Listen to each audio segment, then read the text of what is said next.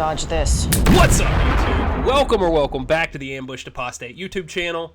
My name is Seth, and today we're going to start a new series on the channel where we're just going to take a few minutes and look at one specific aspect of what is widely accepted and known to be cult behavior within the psychological community. This is a well-established fact that cult groups use behavior control, information control, thought control, and emotion control to manipulate the people in their groups. To be clear, this is not every religious group or political group, but in cult groups, the leaders take notice of existing human behavior, and then they exploit it and manipulate it and use it to their advantage. And so in this first video, I'm just going to break down what that looks like with one specific aspect. And today it is going to be social conformity. Human beings are social creatures. We want to fit in with the people around us. We want to be liked by the people around us. No one that I'm aware of enjoys being an outsider, rejected by a group. So human beings have this innate response to these type of situations to conform to get along with the other people in the group. Let's watch 3 quick videos, and as we go through it, we're going to talk about how this normal human behavior is then exploited by cults. To answer that question, we set up a hidden camera experiment to see if this woman would stand up at the sound of this tone, simply because everyone else is. You might be thinking you'd never go along with this. Or would you?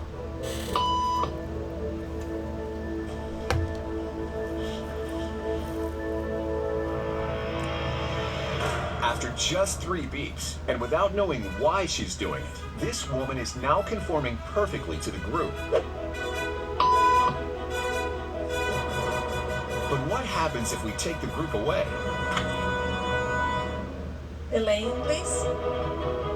She has no idea why she's doing what she's doing. Everyone around her is doing it, so in her mind, she thinks, this must be what I should be doing too. That's literally it, and she doesn't know these people. They haven't put pressure on her to do this or manipulated her. She's just conforming. Okay, now she's alone. The crowd is gone, and nobody is watching her, except our hidden cameras. What do you think she'll do? Well, what do you think she'll do? There's no one there to apply this unspoken pressure to her to conform like everybody else was, so does she continue doing something that is demonstrably nonsensical? Or does she say, okay, they're gone, I don't know what that was about, it was weird, but now I'm coming back to reality? She's now conforming to the rules of the group without them even being there. Now, watch what happens when we introduce another outsider who doesn't know the rules. Have a seat and they'll be out in just a couple minutes. Thanks so much.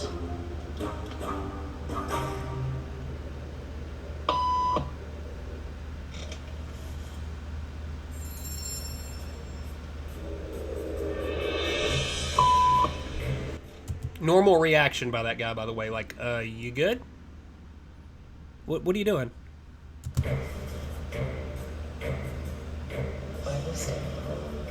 Everybody was doing it, so I thought I was supposed to. And there we have it. I was going to stop it and say, hey, and that's a good question from him too. Like, ask, why do you guys do the things that you do here? And then she basically is honest and says, I don't know. I just do it because everybody else was doing it. And again, keep in mind, this is not a bad person. This is not a person who's been manipulated for years and years within one of these high-control cult environments.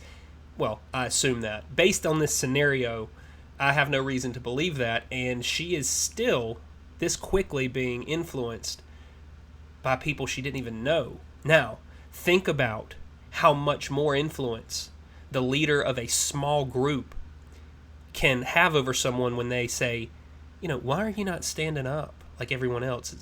You know, are you okay? Are you even saved? What are you doing? Let's continue with this. Think she'll teach the new guy what to do?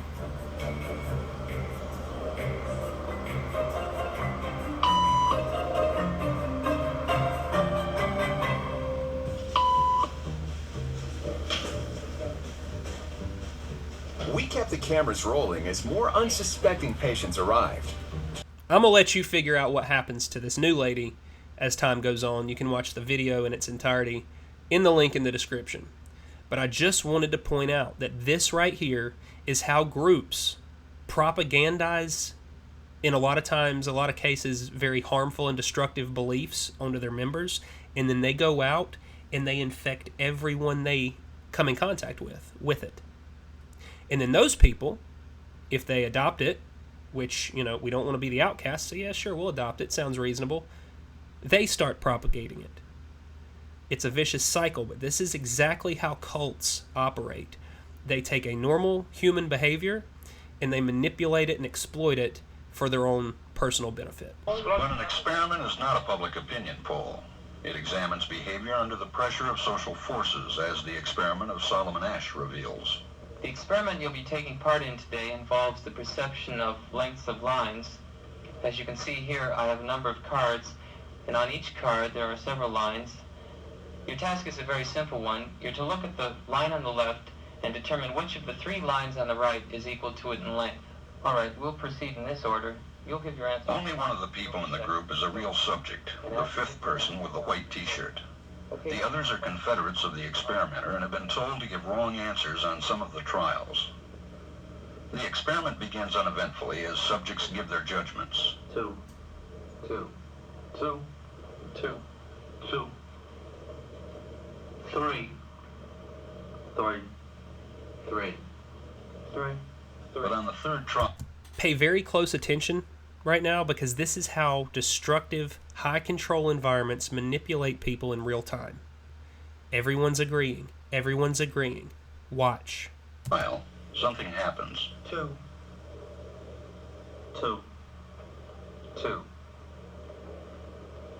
2, 2. The subject denies the evidence of his own eyes and yields to group influence. I couldn't sum it up any better than the narrator. Let's just take a little step back and look. Clearly, 2 is the wrong answer. It is demonstrable. Everyone else sees it. You and I see it. So why did he answer with 2? And listen one more time when he does answer. Listen to his response versus the last couple responses. 2. 2. The subject denies the evidence. This is wrong. They're all wrong. I know they're wrong. 2. You just go along to get along. Because again, this is not even with the added layers of, what's wrong with you? How's your walk with the Lord? Are you at a 4 right now? Because you seem sort of like you're a 3 or a 4. Are you not a 7 or an 8? Well, I mean, yeah, God, of course, I want to be a 7 or an 8. Sure, yeah, it's 2. I mean, come on, are you even saved at all? Well, God, of course I'm saved. Yes, it's 2. Yes, praise the Lord, it's 2. That's what happens in these groups. And if I'm lying, please let me know in the comments that I've experienced and seen this stuff, and it's never happened to a single other person in the world. But this is what happens with that manipulation. Oh, come on. What are your kids going to think of you? You going to conform to the government? What is the answer, son? 2, correct. Good boy. Run along. It's cult behavior. Of his own eyes and yields to group influence. Asch found subjects went along with the group on 37% of the critical trials. But he found through interviews that they went along with the group for different reasons. 1. They must be right. There are 4 of them and 1 of me. 1. And also, look at the guy. He's like, is this a joke? Yeah, sure, 1. What he just said there was very important. This has to be reprogrammed into your new operating system in these destructive groups, because it's imperative to control people's minds and their thoughts and their actions, their beliefs. He just said it. Matter of fact, let's just listen one more time at what he just said very closely. Listen to his own rationale as to why he didn't be honest and say, no, y'all are wrong, and here's the evidence to support that you're wrong. Listen to what he says. 1. They must be right. There are 4 of them and 1 of me. One. This is a very important aspect of this whole situation because this mindset is prevalent in cults and destructive groups. It's also just something that humans sometimes tend to think.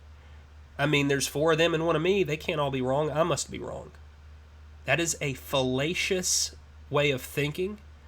It is a logical fallacy known as argument ad populum, which is, the earth is flat. Let's go back a few thousand years. The earth is flat. Everyone believes that. And to say otherwise just makes you the weirdo. So because it is a popular belief, it must be right. That is fallacious as it gets, and that is like basic fallacies 101. So important. If you've got young kids, especially if they're in some of these destructive groups, teach them young. Teach them as young as they can understand how to critically think and recognize and then avoid logical fallacies so that when they get older, they can use their heads instead of just saying, well, I mean, there's 4 of them and 1 of me. It must be right. It's crazy. This subject's yielding is based on a distortion of his judgment. He genuinely believes that the group is correct. 1. 1. 1. 2. Ah! There's a guy with some, he says, no, actually, you're wrong. And I'm sorry to point this out to you guys. I know it may be a little embarrassing. Maybe you've got some financial interests that may suffer due to this information, but you're wrong. And here's the data that supports the fact that you're wrong. Get a frickin' ruler out, go measure the piece of paper. We've demonstrated that you're simply wrong, good sir. I love people like this guy. Let's watch one more quick one real quick. It's obvious. Quick one real quick. Big brain words over here. All right, so I actually cut out about 2 minutes. What's happening here is this is a focus group in a hotel. This lady is in the room by herself. She is filling out a questionnaire about online shopping. That's the reason they're there, and they're getting ready to feed smoke under the door to simulate a fire. She's in there by herself. The lady left and basically said, fill this out. I'll be back soon. Let's watch.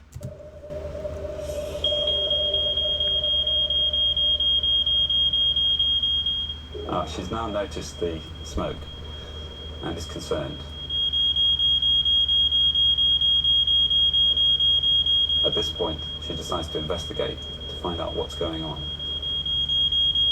Totally normal at this point.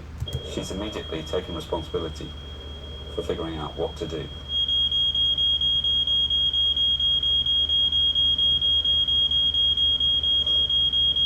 Mary does the sensible thing and evacuates quickly. She even leaves her bag and coat. As I've never been in a fire situation before, I tried to remember the kind of things that you're supposed to do, so I left my stuff and just went out. But Mary was on her own. Totally reasonable. You see danger, you get away from it. This is phenomenal. Watch this video and help me understand how this happens. This time, we've planted 7 actors who are all in on the experiment. We've said to them, when you see the smoke, do nothing. Our second participant is Lauren Heffernan, also a student. What will she do? In this situation, she'll be following a script. The script is partly written in her mind. It's a script which is borrowed from things like sitting exams. Most situations like this have some element of expected or scripted behaviour. But what will happen to her script when we make a slightly unusual situation very unusual? Nothing to start with, so we get her attention. Now, how long before she dashes out of the room?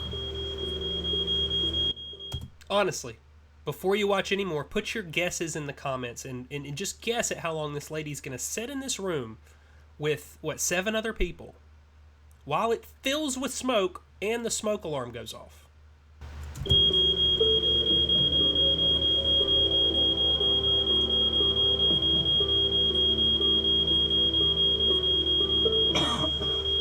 She's checking increasingly to see what the other people are thinking.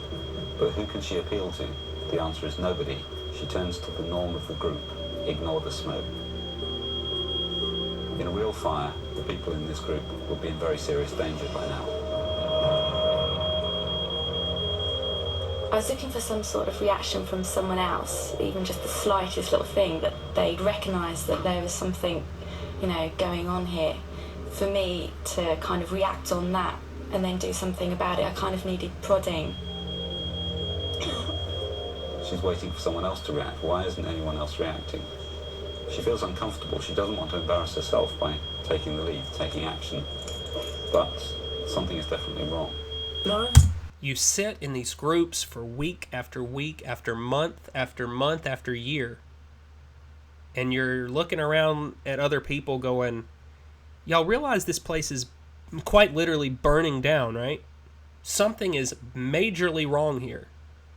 And everyone else has been instructed or manipulated, threatened, beaten over the head with their past actions or their eternal salvation in some cases, and told, you're to sit there and be submissive and smile because I told you to. Never mind the house is literally on fire. It's sad. It really is sad. But I hope you guys can kind of see this is what happens to humans who are already susceptible to societal pressures and influence when a destructive group gets a hold of that person, especially when they're in a traumatic time in life. Let's say they're going through the death of a loved one or a divorce or a career change or medical issues or whatever. A lot of these cult groups will exploit people at their lowest point so that when they get back on their feet, all they listen to is what they're being told. And the end result is this. Last clip. Let's see if this guy can stand up and calmly say, guys, the building's on fire. I'm leaving because I'm in the building. So are y'all. Let's get to the door before they zip you up in a big black bag and put you on a gurney. Okay? The building's on fire. Right? Surely this last guy. Surely. Only one person in our experiment didn't go along with the crowd behaviour. Artist James McKechnie. What's that coming up from under the table? One thing to point out. Immediately asking questions. The number one thing you can do to start understanding if you're being manipulated or not, or the information and the actions are pure in intent, is start asking honest questions and demanding evidence to support the answers. The truth will never be afraid of an honest inquiry. Ever. If it is true, ask. I love that this guy goes, yo, what's that? Yep, that appears to be smoke. Does everyone else see the smoke? The questions are paramount. Ask them. Ask anything, because the leader of your group shouldn't be afraid of an honest inquiry. It's a fire.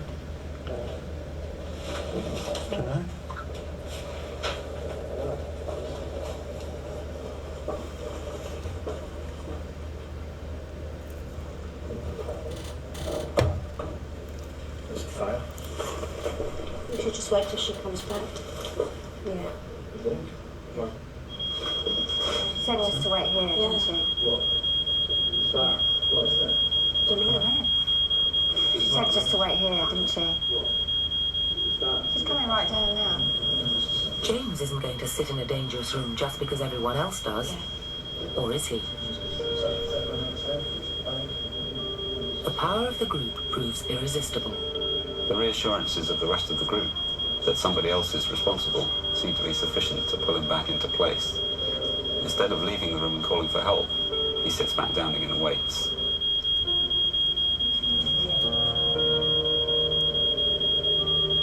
Now everybody's looking at the smoke, but in some ways that gives the group even more influence.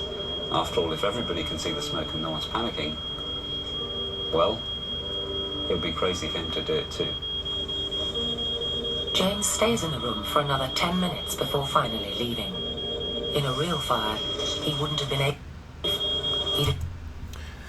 He wouldn't have been able to leave after a certain point.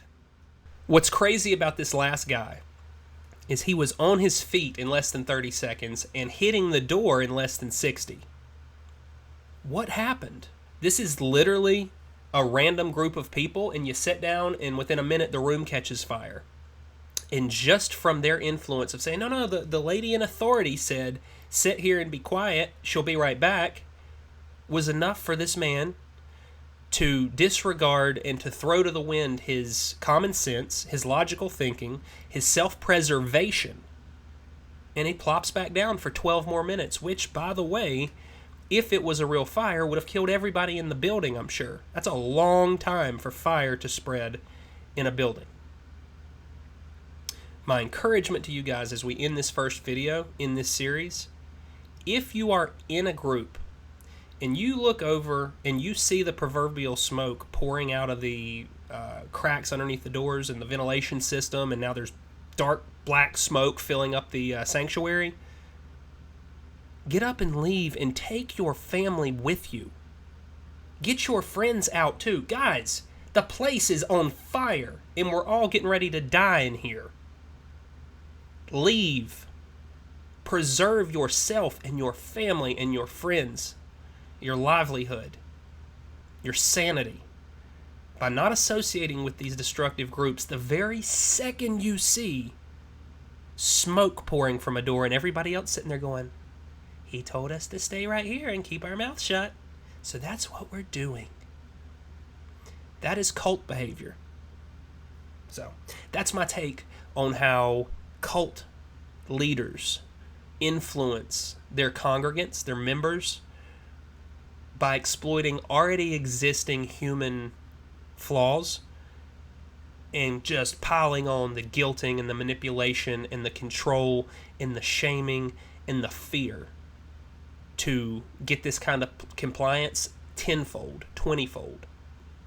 That's why you see this kind of stuff in cults and destructive groups. So, let me know what you thought about this new video format, what you would like to talk about next. If I get a specific behavior in the comments, I'll do the next video on it. I have literally hundreds of ideas for these videos as they relate to individual topics relating to cult behavior, based on the BITE model by Dr. Stephen Hassan. So we got plenty of content, but if you want to ask a question or say something about a group that you're in and say, hey, what's the deal with this? We'll unpack it. So let me know in the comments. I appreciate you guys hanging out.